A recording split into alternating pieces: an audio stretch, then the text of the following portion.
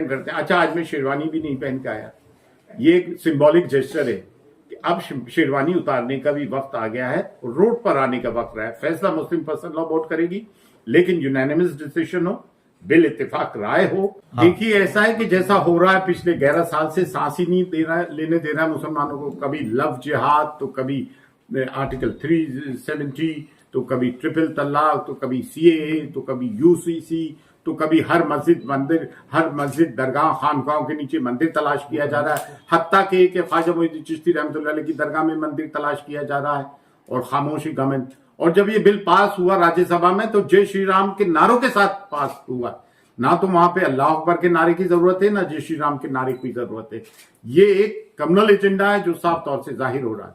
फिर इसके अंदर क्या है, वक्फ बाय यूजर को निकाला जा रहा है, लिमिटेशन एक्ट को अप्लाई किया जा रहा है, यानी कि टेनेंट किराएदार को इसकी मालिकाना हैसियत दे दी जाएगी। गवर्नमेंट की कई ऑफिसेज हमारे औकाफ की प्रॉपर्टीज पे, और हमें ये कहा जा रहा है कि जहां औकाफ अपना वक्फ झंडा गाड़ देती है उसकी मिल्कियत हो जाती है। अरे भाई, वक्फ की प्रॉपर्टीज को तो मिसयूज उन लोगों ने नहीं किया है जो वक्फ बोर्ड के चेयरमैन, मेंबर, वक्फ काउंसिल के मेंबर बन के आए, तलवे चाटू मुसलमान। इन्होंने सब में बड़ा नुकसान किया है, और आज भी मुसलमान का मान रहा है। शादियों में 100 किस्म के खाने कर रहा है, हर साल उम्रे पे जा रहा है। मतलब जब तक हम अपने सोशल इविल्स को खत्म ना करेंगे, हम अपनी सफों में एहतियात नहीं कायम करेंगे, हमारी सफों में मीर जाफर और मीर सादिक की निशानदेही ना करेंगे, इनका बहिष्कार ना करेंगे, इन मुस्लिम दलालों का जो हर आसाम से नॉर्थ ईस्ट से लेके राजस्थान और कश्मीर से लेके कन्याकुमारी तक है। आज मुस्लिम इलाकों में जाओ, मुखबिरों की और दलालों की कमी नहीं। जो इस वक्फ बोर्ड की हिमायत कर रहा है वो हम में से नहीं। मीडिया इन्हें बता रहा है, चंद बुर्खापोश औरतों को, कि देखो ये वक्फ बोर्ड की हिमायत कर रहा है, चंद दलालों को बता रहा है कि वक्फ बोर्ड की हिमायत कर रहा है। अरे भाई, 99.999% मुसलमान इसके खिलाफ है, 0.0001% मुसलमान इसके फेवर में, जो ऑन पे रोल है। दूसरी चीज ये है, now I am coming to the legal point. Direct violation है आर्टिकल 14 का, freedom of religious right article 15 का, आर्टिकल 26 का वायलेशन है। हर रिलीजियस डिनोमिनेशन को अधिकार है कि अपने एनजीओ और चैरिटेबल ऑर्गेनाइजेशन चलाए, आर्टिकल 29 का वायलेशन है।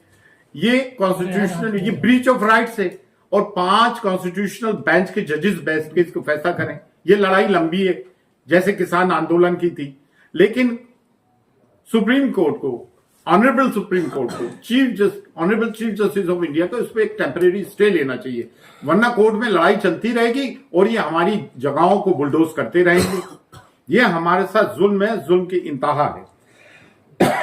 दूसरी चीज ये है कि पर्सनल लॉ बोर्ड से भी एक गुजारिश है, वो ये गुजारिश है कि जैसे ट्रिपल तलाक के मामले में, बाबरी मस्जिद के मामले में इनका जो एटीट्यूड रहा, बड़ा डोसाइल एटीट्यूड रहा।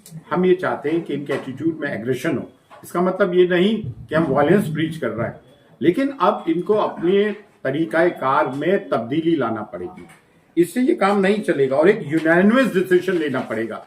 बिल इत्तेफाक रहा है, उसमें जमीयत उलमा हिंद भी हो, जमात इस्लामी भी हो, दीगर ऑर्गेनाइजेशंस भी हो मुसलमानों की, और मुस्लिम दरगाह और खानकाहों का आना भी जरूरी है। दरगाह और खानकाहों के वो सरकर्दा मुसलमान जो मुसलमानों के हक में बाबांगे दौल बोलते रहे, ना कि वो दलाल जो कि हुकूमत की चापलूसी करते रहे अपने छोटे छोटे इंटरेस्ट के लिए, अपने मफादात के लिए, जिनके चेहरे आज काले पड़ गए और चेहरों पे तबर्रा बरस रहा है।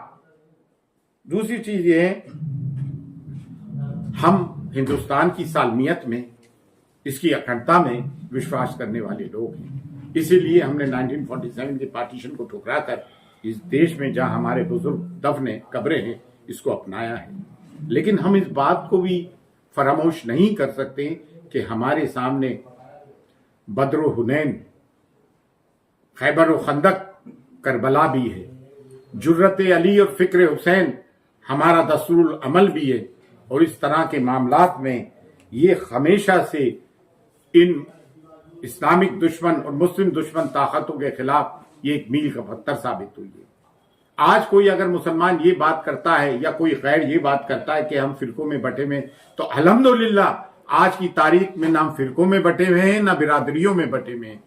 आज मुसलमान वक्फ के मामले को लेकर अल्लाह का शुक्र है, अल्लाह का शुक्र अदा करते हैं कि हम एक प्लेटफॉर्म पर हैं।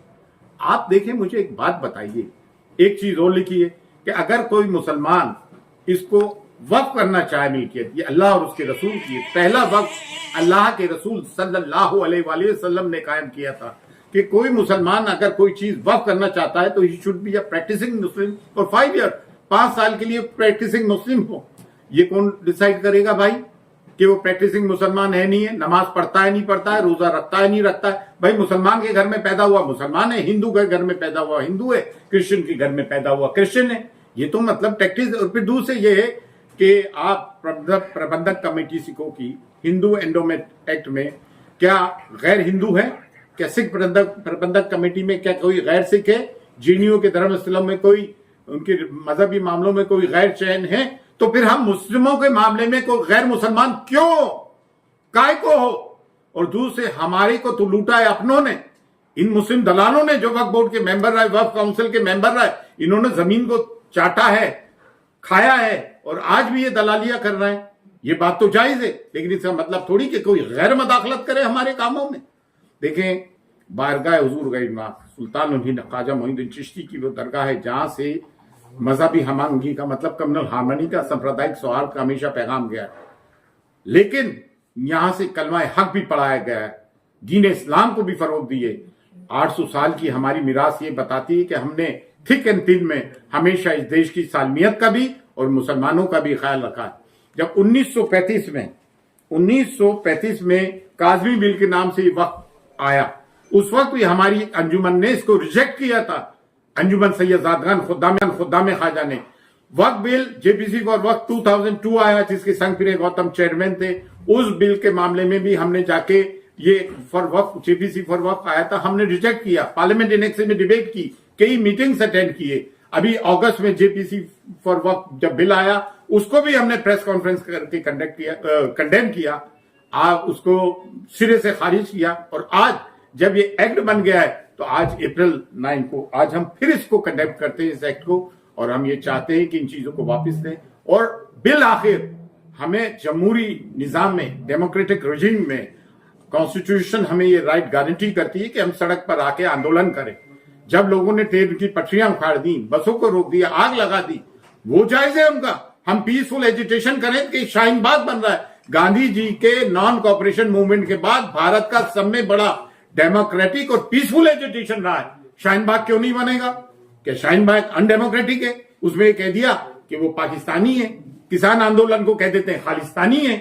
क्या मुसलमानों को जीने का हक नहीं, अपनी बात रखने का हक नहीं? क्या माइनॉरिटीज को अपनी बात रखने का हक नहीं?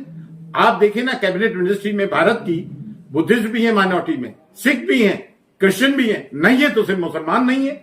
अगर कोई मुसलमान ये समझता है कि वो उससे अछूता रह जाएगा तो गलत है। आज हम अपनी आने वाली नस्लों को क्या जवाब देंगे?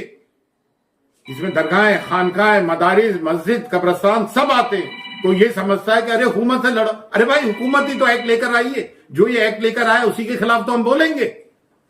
तो ये हमारा आज का मौजू था, हमारा मौकफ था कि हम आउटराइट इस एक्ट को कंडेम करते हैं। अच्छा, आज मैं शेरवानी भी नहीं पहन के आया, ये एक सिंबॉलिक जेस्चर है कि अब शेरवानी उतारने का भी वक्त आ गया है, रोड पर आने का वक्त रहा है। फैसला मुस्लिम पर्सनल लॉ बोर्ड करेगी, लेकिन यूनानिमस डिसीजन हो, बिल इत्तेफाक राय होकर हमें ये फैसला लेना। जो भी फैसला हो उस पर अमल करना है, कानून के दायरे में रह के, पीस के दायरे में रह के।